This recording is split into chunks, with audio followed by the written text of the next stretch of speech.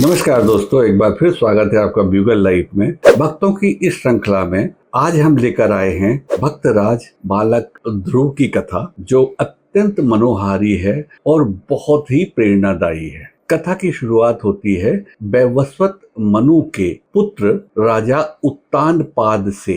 राजा उत्तानपाद की दो रानियां थी। उनकी जो बड़ी रानी थी या जो पहली रानी थी, उनका नाम था सुनीति, और बाद में उन्होंने जो दूसरा विवाह किया तो दूसरे विवाह वाली उनकी पत्नी का नाम था सुरुचि।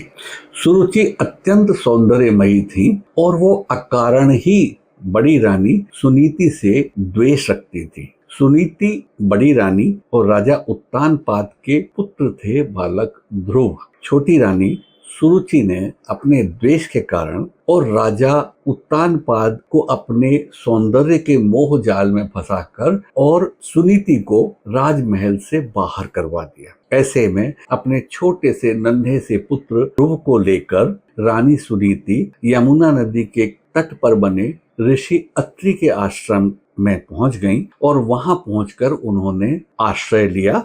बालक ध्रुव धीरे धीरे बड़े होने लगे और ऋषि अत्रि ने और अन्य ऋषियों ने उन्हें भगवत प्रेम की और ज्ञान की अद्भुत शिक्षा दी। और जब वो लगभग 5 वर्ष की अवस्था में हुए तब उन्होंने अपने पिता के बारे में पूछा और रानी सुनीति ने उन्हें बताया कि उनके पिता उत्तानपाद हैं, जो कि राजा हैं। तो बालक ध्रुव ने जिद की कि वो अपने पिता से मिलने जाएंगे। 5 वर्ष की अवस्था में माता से आज्ञा लेकर बालक ध्रुव अपने पिता उत्तानपाद से मिलने के लिए राजमहल पहुंच गए। राजा उत्तानपाद ने जैसे ही बालक ध्रुव को देखा तो पुत्र मोह में उन्होंने उनको अपने सीने से लगा लिया, प्यार करने लगे और उठाकर उनको अपने गोद में बिठा लिया। इधर रानी सुरुचि, जो बड़ी रानी यानी कि बालक ध्रुव की माता से वैसे ही द्वेष करती थी, उन्होंने जब देखा कि बालक ध्रुव पिता उत्तानपाद की गोद में खेल रहा है तो वो अत्यंत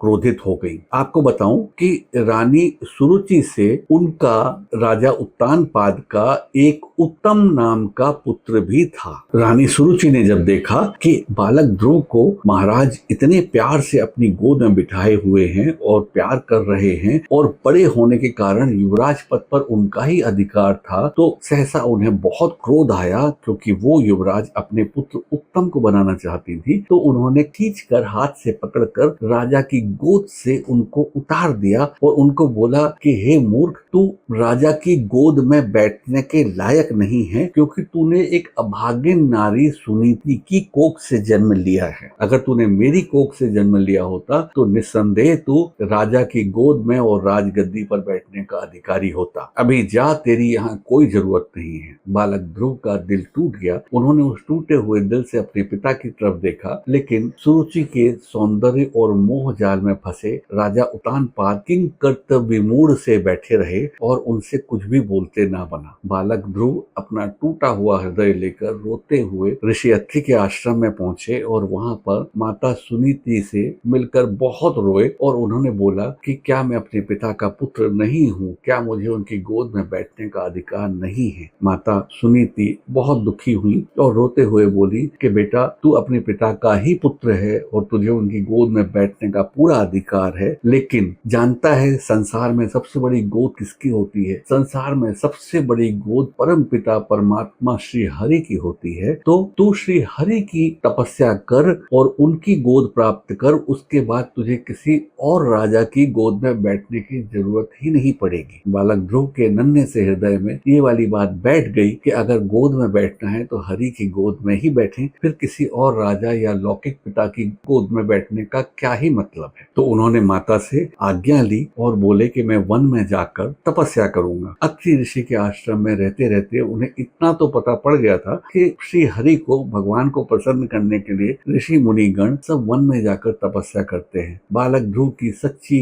लगन, उनके ईश्वर के प्रति प्रेम को देखकर वन के हिंसक पशु भी उनके साथ हो गए और उनकी रक्षा करने लगे और बालक ध्रुव लगातार तपस्या करने लगे। उनकी इस तपस्या, उनके प्रण और उनके संकल्प को देखकर देवर्षि नारद मुनि जी को उनके ऊपर दया आई और प्रकट होकर उन्होंने बालक ध्रुव को भगवत भक्ति का मार्ग दिखाया और उनको ओम नमो नारायणाय का मंत्र भी दिया जप करने के लिए। तो ओम नमो नारायणाय, ओम नमो नारायणाय जप करते करते करते करते बालक ध्रुव बिना अन्न जल ग्रहण किए 6 महीने तक प्रभु का स्मरण करते रहे, तपस्या करते रहे और उनका शरीर कृष्ण काय हो गया, जर्जर हो गया। उनकी ऐसी अवस्था देखकर एक दिन भक्त वत्सल प्रभु हरि को उनके ऊपर दया आई और वो साक्षात प्रकट हो गए। उन्होंने बालक ध्रुव के सिर पर हाथ रखा, उनकी सारे कष्ट जाते रहे, उनकी सारी पीड़ाएं जाती रही और हरि भगवान ने बालक ध्रुव को उठाकर अपनी गोद में बिठा लिया और उन्हें प्यार करने लगे। उन्होंने कहा, हे ध्रुव, मैं तुम्हारी भक्ति और तुम्हारी तपस्या से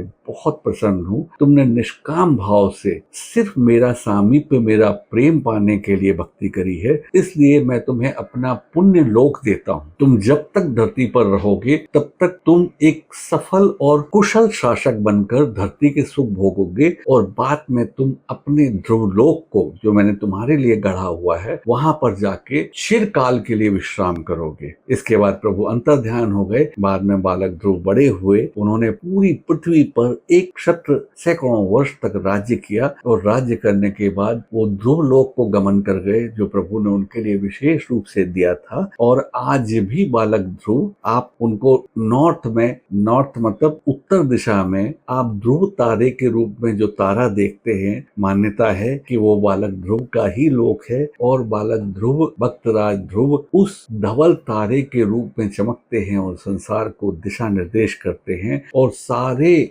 ब्रह्मांड के ग्रह नक्षत्र उनकी परिक्रमा करते हैं। तो ऐसे भक्तराज बालक ध्रुव को शत शत नमन है। अगर आपको भक्तराज ध्रुव की ये कथा पसंद आई है तो कृपया इसे लाइक करें, शेयर करें, सब्सक्राइब करें। और हाँ, हम अगले एपिसोड में एक नए महान भक्त की कथा लेकर फिर प्रकट होंगे। तब तक के लिए धन्यवाद।